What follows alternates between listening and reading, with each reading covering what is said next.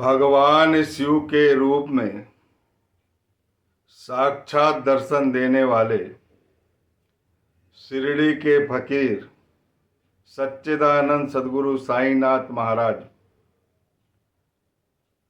के साईं जीवनी का ये 28वां अध्याय चल रहा है और शिव जी के रूप की ही कथा है। साईनाथ के रूप में शिव जी के दर्शन हुए हरि विनायक साठे को और उनके रसोइया को। बड़ी ही मार्मिक कथा है, बड़ी ही आशीर्वाद प्रदान करने वाली कथा है और इस कथा के सुनने से माता पार्वती और शिव जी के दर्शन होंगे आपको, जो प्राणों की रक्षा करते हैं और जन्मदाता के अधिकारी हैं। ऐसे शिव जी के दर्शन होने वाले इस कथा में। हे बेटा बेटियों, मैं इस कथा को हरतालिका तीज को सुनाने वाला था, लेकिन अपने मन कछुओर और विधाता के मन कछुओर वाली किस्सा है। उस दिन शिव जी की पूजा होती है और हम लोग आरती में बहुत व्यस्त रहे। 12-1 बजे रात्रि तक हमने जागरण किया और दिन भर में उनकी हर घंटे आरती हम करते रहे। उसके बाद मैंने सोचा था कि ये वीडियो बना लूं मैं, लेकिन नहीं बना पाया। जब साईनाथ महाराज की कृपा होती है तभी कोई काम होता है। उसी रात को मुझे निर्मल गंगा नदी का पवित्र जल दिखाई दिया और माता पार्वती, मैं नहीं जानता था कि माता पार्वती का नाम नंदिनी है। एक नंदिनी नाम की सुंदर कन्या मुझे दिखाई दी और आशीर्वाद दी। तब मैंने सुबह उठकर गूगल में सर्च किया कि नंदिनी नाम का अर्थ क्या है और गंगा जल देखने का क्या अभिप्राय है। तो शिव जी की कृपा ही पाई, शिव जी की कृपा आशीर्वाद ही उसमें मुझे पढ़ने को मिला। और नंदिनी जो है माता पार्वती का रूप है। और अब दिन बदलने वाले हैं, श्रोताओं के भी और दर्शक के भी। मैं सबके चरण स्पर्श करता हूँ। ये कृतार्थ होने वाली कथा है। इस कथा को ध्यानपूर्वक सुनेंगे, आपका और आपके बच्चों का कल्याण और आपके नाते रिश्तेदार सभी सुखी रहेंगे। बेहद प्रसन्नता का वातावरण रहेगा, कोई चिंता नहीं रहेगी। इस कथा को प्रेम पूर्वक आत्मसात करना है। हमने 18 और 19वें अध्याय में साठे जी का नाम सुना था। क्राफर्ड शासन काल में जिन्हें बहुत ख्याति प्राप्त हुई थी, बहुत अधिक धन की वर्षा हुई, धन लक्ष्मी और कनक से वे पूर्ण हो गए। लेकिन मुंबई के गवर्नर लॉर्ड रे ने उसका दमन कर दिया। क्राफर्ड शासन काल का इनके विपरीत दिन आ गए और इतने विपरीत दिन आ गए कि इन्हें कष्ट सहा नहीं जा रहा था। अशांत हो गए थे। इनका मन बिल्कुल नहीं लग रहा था, ना भगवान में मन लग रहा था, ना किसी चीज में मन लग रहा था। एकदम गुमसुम रहते थे और एकांत में जाकर रहना चाहते, मान एकांत ही अच्छा लगता था उनको। बड़े बेचैन थे, बड़े व्यथित थे। किसी ने उन्हें सुझाया कि शिरडी के साईनाथ महाराज के दर्शन करने से सारी चिंता मुक्त हो जाती है।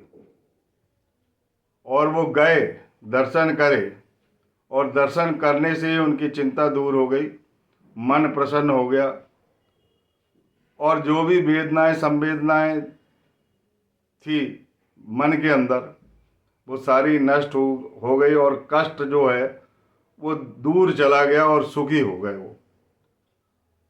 और दर्शन करने के बाद से उन्होंने गुरु चरित्र का पठन कर लिया एक हफ्ते में। उसके बाद साईनाथ महाराज की कृपा हुई, उनको साईनाथ महाराज ने स्वप्न में दर्शन दिया। गुरु चरित्र हाथ में लिए हैं और वो गुरु चरित्र उनको पढ़ा रहे हैं और वो विद्यार्थी बनकर पढ़ रहे हैं। जैसे ही सुबह उठते हैं तो मन प्रसन्न हो जाता है, अंतःकरण में साईनाथ महाराज की भक्ति आ जाती है, प्रेम आ जाता है, भाव उदित हो जाते हैं। काका साहब दीक्षित से कहते हैं कि मुझे ऐसा सपना आया। काका साहब दीक्षित साईनाथ महाराज से पूछते हैं कि श्री साठे को जो स्वप्न दिया है आपने, उसका क्या अभिप्राय है? क्या उन्हें और एक बार गुरुचरित्र पढ़ना है? साईनाथ महाराज कहते हैं कि उन्हें एक बार उसकी और आवृत्ति करना चाहिए, और गुरुचरित्र अगर पढ़ेंगे तो उनका निश्चित कल्याण हो जाएगा और उनके पुराने दिन वापिस आ जाएंगे और वो बहुत अधिक सुखी हो जाएंगे। और वही किया उन्होंने। बहुत ध्यान से गुरुचरित्र पढ़ा, गुरुचरित्र का पठन पाठन भी अच्छा हो गया, अच्छा समझ में आया, बुद्धि प्रखर हो गई, और गुरुचरित्र को उन्हें आत्मसात किया और बाबा के चरणों को प्रणिपात किया। जैसे ही प्रणिपात करते हैं बाबा के चरणों को, तो वो शिव जी के अवतार में उन्हें दिखाई देते हैं, क्योंकि वो पहले शिव भक्त थे और शिव जी के दर्शन पाकर वो आत्म विभोर हो जाते हैं, मन प्रसन्न हो जाता है, आनंद की वर्षा होने लगती है, आनंद से परमानंद का अनुभव करने लगते हैं, आँख से प्रेमाश्रु बहने लगते हैं। ये तमाम गतिविधि जब होने लगती है तो इसे ईश्वरी कृपा मानो, और ईश्वर की कृपा होती है तो संत मिलते हैं, और संत की कृपा होती है तो ईश्वर मिलते हैं। हरि विनायक साठे को ये लगा कि साईनाथ महाराज साक्षात शिव जी के अवतार है। उन्होंने अपने रसोइये को, जो बिरम गांव का मेघा था, उन्हें बताया कि शिरडी के साईनाथ महाराज साक्षात शिव के अवतार है, और तुम जाओ और मेरे जो ससुर हैं दादा केलकर जी, मैं उन्हें पत्र लिखे देता हूं, वो तुम्हें मिला देंगे। पर मेघा उनसे पूछ बैठता है कि साईनाथ महाराज किस जाति के हैं।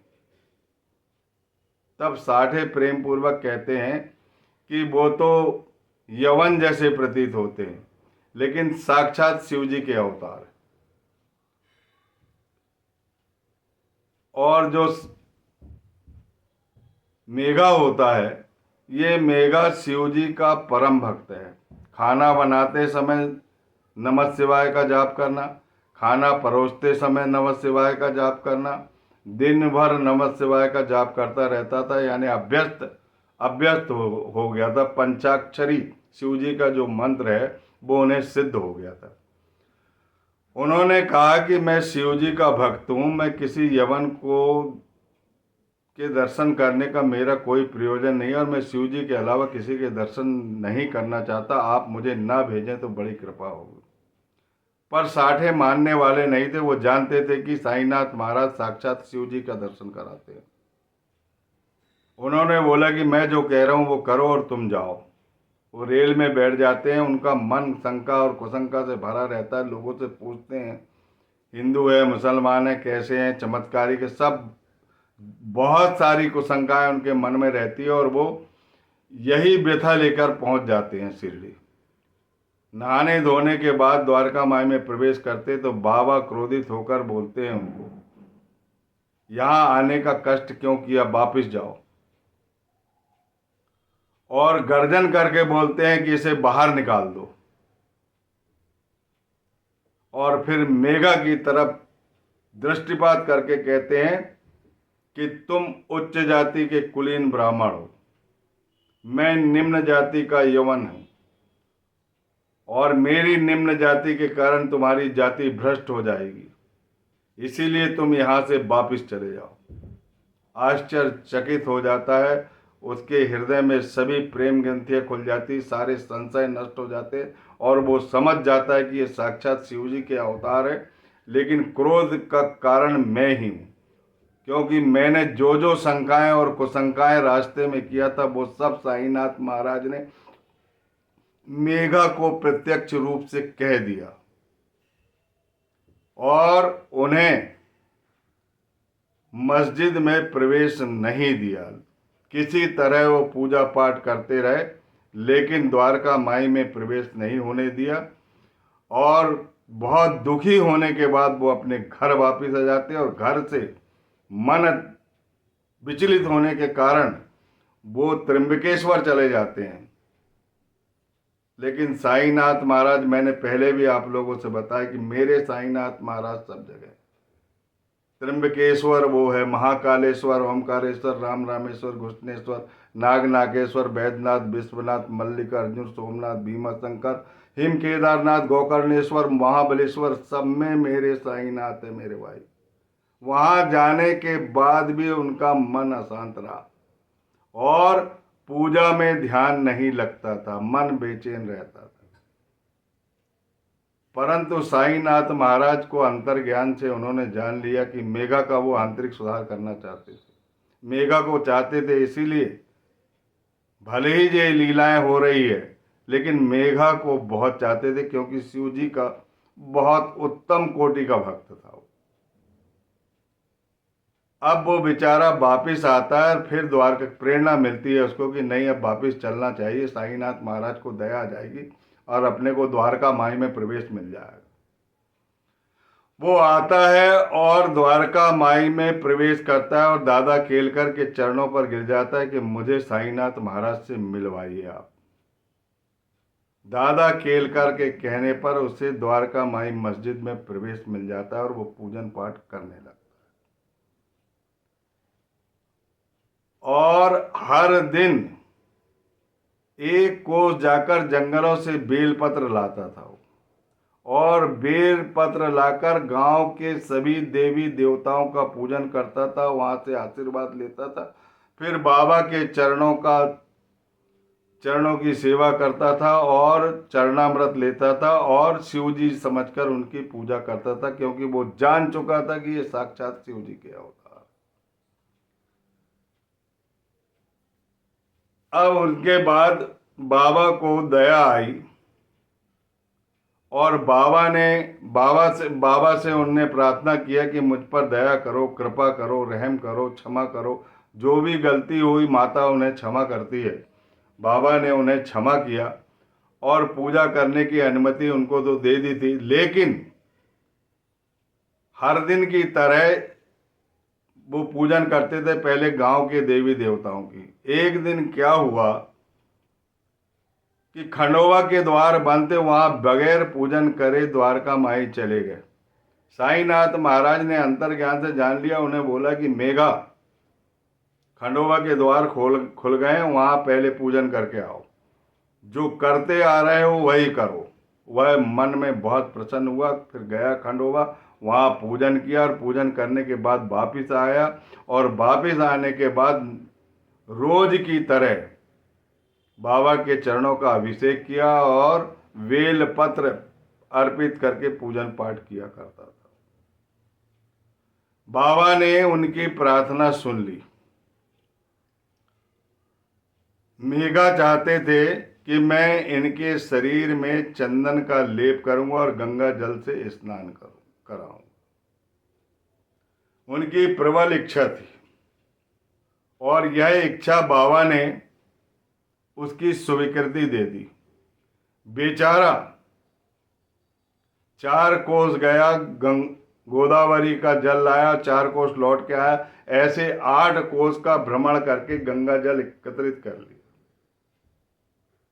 और ठीक मकर संक्रांति के दिन उनने अपने शिव जी यानी साईं की पूजा करने का मन बना लिया। मकर संक्रांति आ गई, सुबह से ही वो नमः शिवाय का जाप करता था।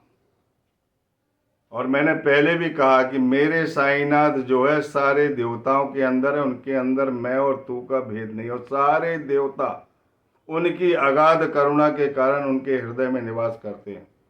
जिस देवता की भी प्रेम पूर्वक आदमी आराधना करेगा, मेरे साईनाथ उन्हें बुला लेगा। जो सच्चे साधक होते, चाहे वो किसी के भी देवता के हैं, और वो साईनाथ के दर्शन बगैर करे रह ही नहीं सकते। और जिनने पूर्व जन्म में अच्छे कर्म करे हैं, शिव जी की कृपा, सभी देवी देवताओं की कृपा होगी उन पर, और साईनाथ जैसे सदगुरु उनको मिलेंगे। केवल प्रेम और विश्वास की आवश्यकता, और वही प्रेम और वही विश्वास मेघा ने प्राप्त कर लिया था। बाबा ने उसकी अच्छी धार्मिक उन्नति कर दी थी, आध्यात्मिक प्रगति हो चुकी थी, और मन में पवित्रता और अपवित्रता का भेदभाव समाप्त हो चुका था। और इसी कारण उन्होंने मकर संक्रांति के दिन अभिषेक के लिए उनको स्वीकृति दे दी। मकर संक्रांति के दिन बाबा से उन्होंने पूछा कि मैं अभिषेक करना चाहता हूं, आ जाओ बाहर और इस पीढ़े पे बैठ जाओ। बाबा बड़े प्रेम पूर्वक कहने लगे, मैं फकीर आदमी हूं और मुझे इन सब चीज़ों से क्या मतलब, गंगा जल से मेरा क्या प्रयोजन है।